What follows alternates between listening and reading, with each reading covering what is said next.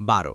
আর অবশ্যই আল্লাহ বনি ইসরায়েলের অঙ্গীকার গ্রহণ করেছিলেন এবং আমি তাদের মধ্য থেকে 12 জন দলনেতা পাঠিয়েছিলাম এবং আল্লাহ বলেছিলেন নিশ্চয়ই আমি তোমাদের সাথে আছি যদি তোমরা সালাত কায়েম করো জাকাত দাও আমার রাসূলদের প্রতি ঈমান আনো তাদেরকে সহযোগিতা করো এবং আল্লাহকে উত্তম ঋণ দাও তবে নিশ্চয়ই আমি তোমাদের থেকে তোমাদের পাপসমূহ মুছে দেব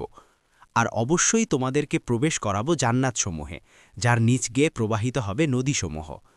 তোমাদের মধ্য থেকে এর পরও যে কুফুরি করেছে সে অবশ্যই সোজাপথ হারিয়েছে ১৩ সুতরাং তারা তাদের অঙ্গীকার ভঙ্গের কারণে আমি তাদেরকে লাআনত দিয়েছি এবং তাদের অন্তরসমূহকে করেছি কঠোর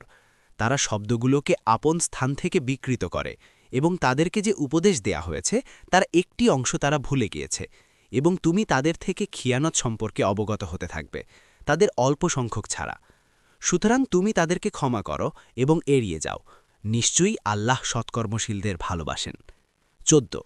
আর যারা বলে আমরা নাসারা আমি তাদের থেকে অঙ্গীকার গ্রহণ করেছিলাম অতঃপর তাদেরকে যে উপদেশ দেয়া হয়েছিল তারা তার একটি অংশ ভুলে গিয়েছে ফলে আমি তাদের মধ্যে কিয়ামতের দিন পর্যন্ত শত্রুতা ও ঘৃণা উস্কে দিয়েছি এবং তারা যা করত সে সম্পর্কে অচিরেই আল্লাহ তাদেরকে অবহিত করবেন